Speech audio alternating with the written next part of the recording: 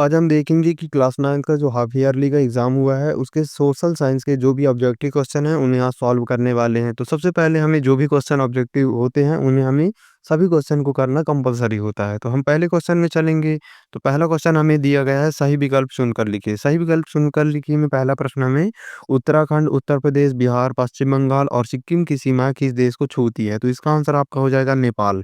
दूसरे प्रश्न में चलेंगे, लोकतंत्र के लिए आवश्यक है स्वतंत्र और निष्पक्ष चुनाव। तीसरा प्रश्न आपको दिया गया है, उत्पादन क्रिया की प्रथम आवश्यकता है आपकी भूमि।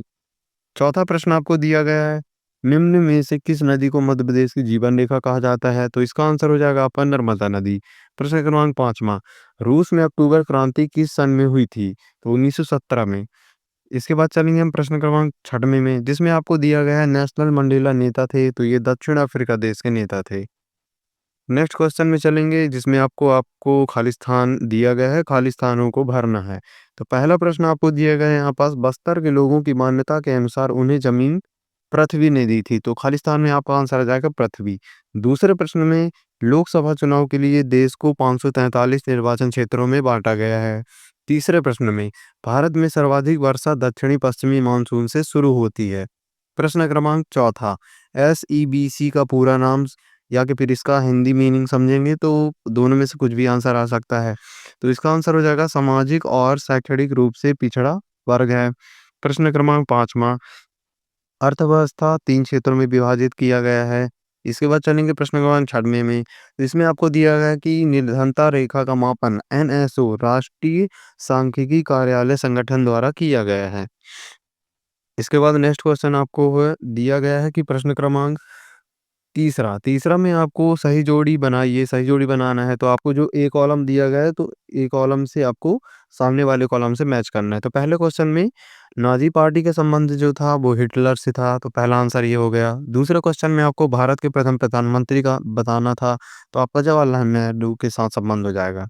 तीसरा प्रश्न है मनरेगा की शुरुआत 2005 में हुई थी, इसके माध्यम से अपन को मैच कर देना है। इसके बाद प्रश्न क्रमांक चौथा है, अब्राहम लिंकन जो थे अमेरिका के थे, तो इसका आंसर आ नंबर को चला जाएगा।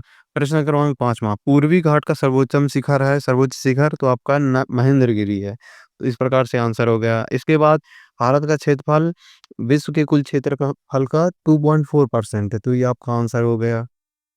इसके बाद चलते हैं प्रश्न क्रमांक चौथे में, जिसमें आपको 70 के आंसर देना है। तो इसमें भी 6 क्वेश्चन हैं, जिन्हें हमें सभी क्वेश्चन को करना कंपलसरी है। तो सबसे पहला प्रश्न आपको दिया गया है, लूनी मरुस्थलीय मैदान की सबसे बड़ी नदी है, तो यह कथन आपका सत्य है। दूसरा प्रश्न, दक्षिण के पठार की आकृति त्रिभुजाकार है, यह कथन भी आपका सत्य है।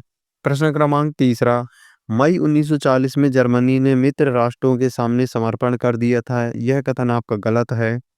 प्रश्न क्रमांक चौथा, लोकतंत्र में जनप्रतिनिधियों का चुनाव जनता नहीं करती है, यह कथन भी आपका सत्य है। प्रश्न क्रमांक 5वां, सर्व शिक्षा अभियान 6 से 14 वर्ष आयु के वर्ग के बच्चों के लिए चलाया जाता है, यह कथन सत्य है। प्रश्न क्रमांक 6वां, नेपोलियन 1804 में फांसी पर चढ़ाया गया, यह कथन आपका सत्य है। इसके बाद चलेंगे हम प्रश्न क्रमांक 5वें में, इसमें आपको एक वाक्य में उत्तर देना है। तो जो भी प्रश्न आपको दिए गए हैं, उन्हें एक वाक्य में आपको आंसर देना है। तो सबसे पहला प्रश्न आपका, गिलोटिन क्या है? तो गिलोटिन एक प्रकार की मशीन होती थी, जिसमें पुराने टाइम में, प्राचीन काल में सिर को कलम करके उन्हें मौत की सजा दी जाती थी।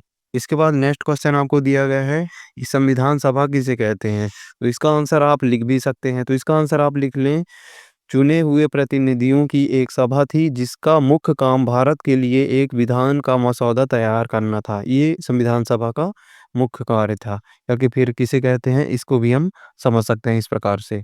इसके बाद प्रश्न क्रमांक है आपका तीसरा, मतदाता सूची क्या है? मतदाता सूची का आंसर आपका हो जाएगा, चुनाव के कुछ महीने पहले हर निर्वाचन क्षेत्र के मतदाताओं की एक लिस्ट बनाई जाती है, जिसे मतदाता सूची या वोटर लिस्ट कहते हैं।